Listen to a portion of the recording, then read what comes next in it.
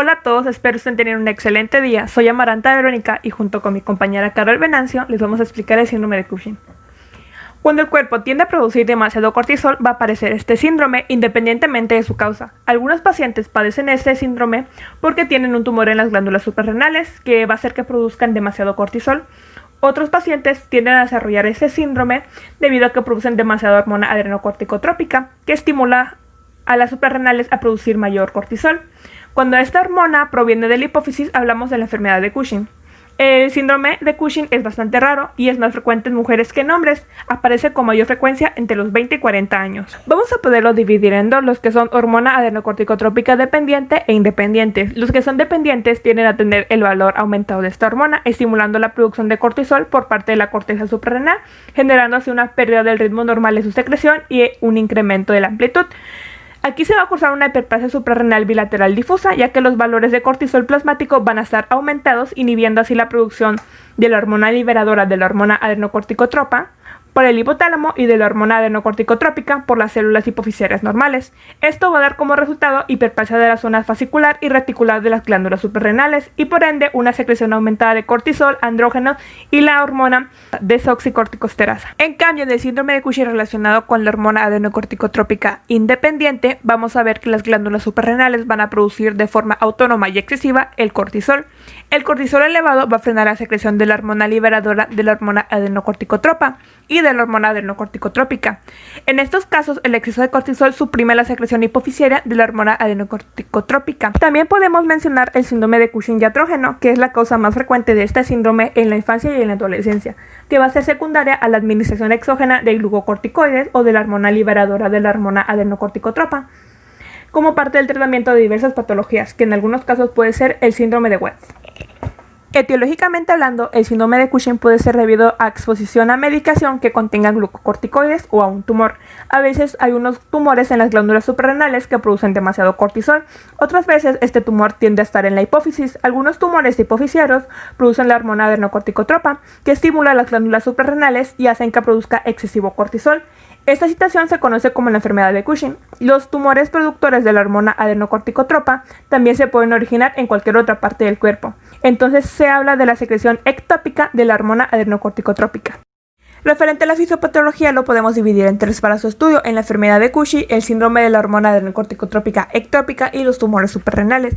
Referente a la enfermedad de Cushing lo podemos subdividir en tres apartados, los cuales va a ser la normalidad de la secreción de la hormona adrenocorticotrópica, la cual quiere decir que a pesar de una hipersecreción no va a haber una capacidad de respuesta al estrés, ya que puede haber estímulos como la hipoglucemia o una intervención quirúrgica que no van a llegar a aumentar la secreción de esta hormona ni del cortisol. Esto probablemente se va a deber a la suspensión de la función hipotalámica y a la secreción de la hormona liberadora de la hormona adrenocorticotrópica por hipercortisolismo, lo que va a dar como resultado pérdida del control hipotalámico de la secreción de la hormona adrenocorticotrópica.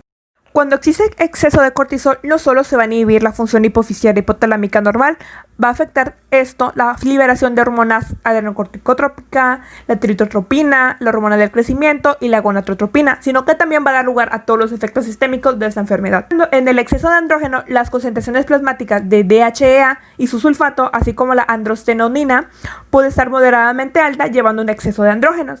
En mujeres, esto va a causar el hirsutismo, el acné y la menorrea. En hombres, la disminución de la secreción de testosterona por los testículos, el decremento del líbido e impotencia.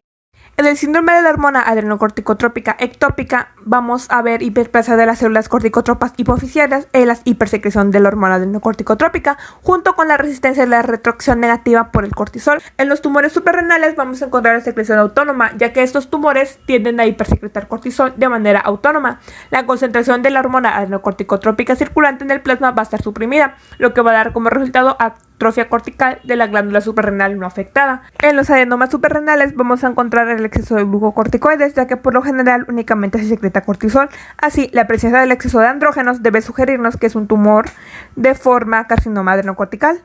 Vamos a ver que los carcinomas suprarrenales a menudo van a hipersecretar múltiples esteroides adrenocorticales y sus precursores. En mujeres tiende a ocurrir el virilismo, también ocurre la hipertensión y la hipopotasemia. El principal hallazgo clínico que vamos a encontrar va a ser la obesidad, que va a ser central y va a afectar sobre todo la cara, el cuello, el tronco y el abdomen, y va a tener pequeña preservación en las extremidades. La acumulación de grasa en la cara va a llevar a la fascia de luna, que va a ser típica en el 75% de los enfermos, y casi siempre se ve acompañada de la pletora facial. La acumulación de grasa alrededor del cuello es notoria en las almohadillas de grasa supraclaviculares y dorsocervicales. La jiba de búfalo va a depender de esta última. En los cambios cutáneos encontramos atrofia de la epidermis, así como también en su tejido conjuntivo subyacente, generándose la fácil formación de moretones, y encontramos estrías color rojo púrpura en pacientes con más de 40 años de edad. También encontramos acné y las heridas pueden llegar a cicatrizar muy lentamente. Las micosis mucocutáneas son frecuentes, entre ellas las onicomicosis y la candidiasis bucal. En el hirsutismo facial también va a ser muy común, pero también puede ocurrir crecimiento de pelo aumentado sobre el abdomen, las mamas, el tórax y la parte alta de los músculos. El hirsutismo por lo general se acompaña de acné y seborrea. También encontramos hipertensión, disfunción gonalar, y en las alteraciones del sistema nervioso central notamos el aumento de la irritabilidad, ansiedad, depresión, concentración inadecuada y mala memoria. La mayoría de los pacientes padecen trastorno del sueño con insomnio. Encontramos también debilidad muscular, que va a ser más prominente en las extremidades inferiores, osteoporosis, cálculos renales, sed y poliuria, y la desaceleración del crecimiento. Continuamos con la exploración física. Es importante saber que los pacientes sospechosos de padecer este síndrome con gran frecuencia van a ser mujeres de mediana edad que se presentan a la consulta debido a un aumento de peso inexplicado, acompañado de astenia y debilidad progresiva, sobre todo en los miembros inferiores, que incluso le han provocado dificultad al subir escalones. Otro posible motivo de consulta es el hallazgo de hipertensión arterial. Al nosotros saber estos datos, podemos prestar mayor atención a los detalles, observando si él o la paciente presenta dificultad para levantarse de su silla cuando le pedimos que vaya a la mesa de exploración. Al realizar la inspección, vamos a encontrar eritema facial, hirsutismo, acné y una fascia de luna llena. Encontraremos también acumulación de grasa alrededor del cuello y en el área supraclavicular y en el área dorsocervical, dando así el aspecto de giba de búfalo. La piel, además de observarse seca, será delgada. Esto lo podemos rectificar con la ayuda de un micrómetro o una regla milimétrica. Mediremos el pliegue cutáneo. Cuando este sea menor a 2 milímetros, consideraremos que la piel es delgada. Es muy probable que al inspeccionar la piel observemos la presencia de algunos hematomas o heridas que el paciente nos referirá han tardado mucho tiempo en cicatrizar. Es importante saber que estos pacientes con gran frecuencia van a presentar micosis oportunistas, como son la tiña versicolor, la onicomicosis y la candidiasis bucal. Para continuar, hablaremos de los métodos de diagnóstico. Cuando tenemos la sospecha de que exista el síndrome de Cushing, lo primero que debemos hacer es excluir que el paciente haya estado expuesto a algún glucocorticoide exógeno, para proseguir a realizar las siguientes pruebas.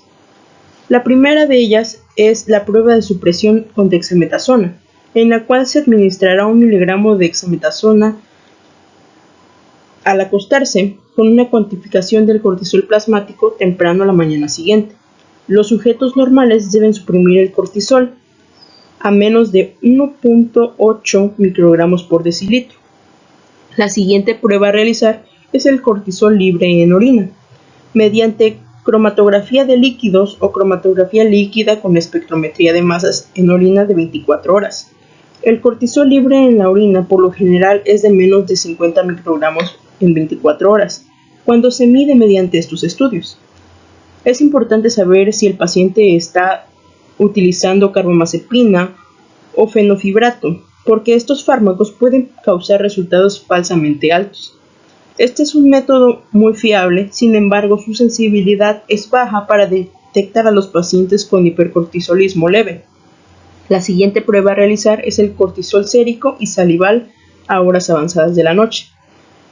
Esto se debe a que las cifras por lo general son más altas temprano por la mañana y disminuyen de manera gradual con el transcurso del día, alcanzando su punto más bajo al final de la tarde, entre las 11 p.m. y la medianoche.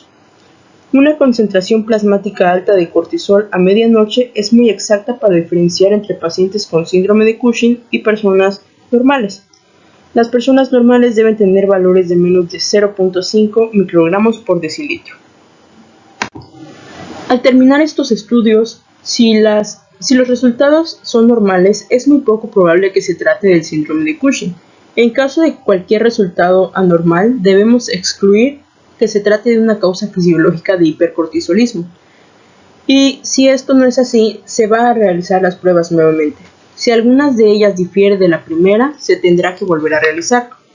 Y si los resultados vuelven a ser anormales, llegaremos a la conclusión de que se trata de síndrome de Cushing. Los estudios de imagen serán de gran ayuda para identificar la etiología de la enfermedad. Las siguientes son imágenes de las glándulas suprarrenales en el síndrome de Cushing. En la imagen A es una tomografía computarizada de las glándulas suprarrenales mostrando una morfología suprarrenal normal en ambos lados. La imagen B, por su parte, igual manera es una tomografía computarizada ilustrando un adenoma córtico suprarrenal derecho que ocasiona el síndrome de Cushing. La imagen C, por otra parte, es una resonancia magnética mostrando hiperplasia suprarrenal bilateral por exceso de estimulación por ACTH de la enfermedad de Cushing. La imagen D, de igual manera, es una resonancia magnética mostrando hiperplasia macronodular bilateral que ocasiona el síndrome de Cushing. Seguimos con el tratamiento, el cual va a variar según la etiología del síndrome.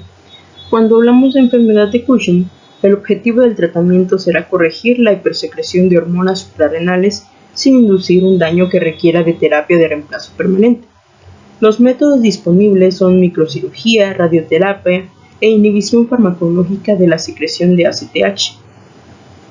El síndrome de ACTH ectópica, por otra parte, su tratamiento inicial será a base de fármacos que bloqueen la síntesis de esteroides como el ketoconazol y la metiropona en dosis de 400 a 800 miligramos al día en dosis divididas.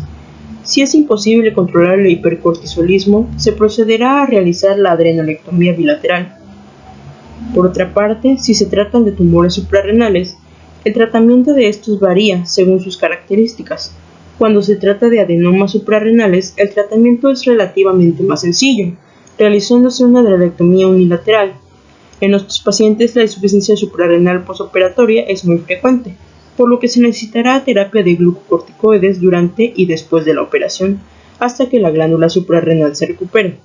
Por otro lado, cuando se trata de carcinomas suprarrenales, la terapia será menos satisfactoria, ya que a menudo el tumor ya ha emitido metástasis, por lo general al hígado o a los pulmones. A pesar de esto, podemos tratar a los pacientes de manera quirúrgica para reducir la masa tumoral y el grado de secreción, y mediante tratamiento farmacológico con metiotano en dosis de 6 a 12 miligramos al día en 3 o 4 dosis divididas. Si el paciente no responde a este fármaco, se puede recurrir a ketoconazol y la metirapona. Por último, si se trata de hiperplasia suprarrenal nodular, su tratamiento va a depender en si es posible demostrar la dependencia de ACTH hipofisiaria, y de ser así, el tratamiento se iría igual que en la enfermedad de Cushing. Si no es posible demostrarlo, se procederá a la adrenolectomía bilateral. El pronóstico. El síndrome de Cushing no tratado a menudo es mortal, y la muerte puede deberse a un tumor subyacente, como en el síndrome de ACTH ectópica y en el carcinoma suprarrenal. Cuando hablamos del pronóstico de las personas con la etiología de enfermedad de Cushing, entendemos que mientras las personas tengan un buen resultado con su terapia farmacológica, el pronóstico será bueno. Si la respuesta a la terapia farmacológica no es la necesaria o la que nosotros esperamos, su pronóstico va a disminuir. Cuando hablamos de tumores suprarrenales, entendemos que existen dos tipos de pronóstico. Cuando el tumor se trata de un adenoma, el pronóstico es bueno. Cuando se trata de un carcinoma, el pronóstico es mayormente malo, y estas personas tienden a fallecer después de 4 años de su diagnóstico. En el síndrome de ACTH ectópica, tenemos que el pronóstico de igual manera es bueno cuando el tumor es benigno. Sin embargo, cuando el tumor es maligno, vamos a entender que estas personas se encuentran muy graves y van a perder la vida en cuestión de días o semanas. Esta es la bibliografía que utilizamos para la investigación. Para finalizar, les presentaremos un caso clínico, el cual se trata de una mujer de 58 años con antecedentes de bronquitis asmática, artralgia, salmonelosis, obesidad de tipo 1, apendicectomía, amigdalectomía y adenoidectomía. En su control posparto de diabetes gestacional se detectó un fenotipo cushinoide. Presenta una cara de luna llena, con rubor facial e hirsutismo, jiba de búfalo, estrías y equimosis cutánea y amenorrea, como lo podemos observar en la figura 1. Por lo cual se solicita cortisoluria, cortisol y ACTH basales que son compatibles con hipercortisolismo. ACTH independiente. El cortisol libre en orina es de 1321 microgramos en 24 horas y el cortisol a las 8 am es de 23.21 microgramos sobre decilitros. En la tomografía computarizada abdominal se detecta una tumoración suprarrenal izquierda, como lo podemos observar en la figura 2. Se efectuó un abordaje laparoscópico transperitoneal lateral utilizando 4 trocares, liberando el ángulo esplénico del colon, movilizando hacia la línea media el vaso y el branquias, seccionando la vena principal adrenal izquierda y los vasos accesorios venosos y arteriales, con exéresis completa de la glándula adrenal tumoral, revisión de la hemostasia y extracción de la pieza en una bolsa ampliando el orificio del trocar de la óptica. El diagnóstico definitivo fue de adenoma cortical suprarrenal. La paciente fue dada de alta al tercer día sin complicaciones con tratamiento de sustitución con esteroides.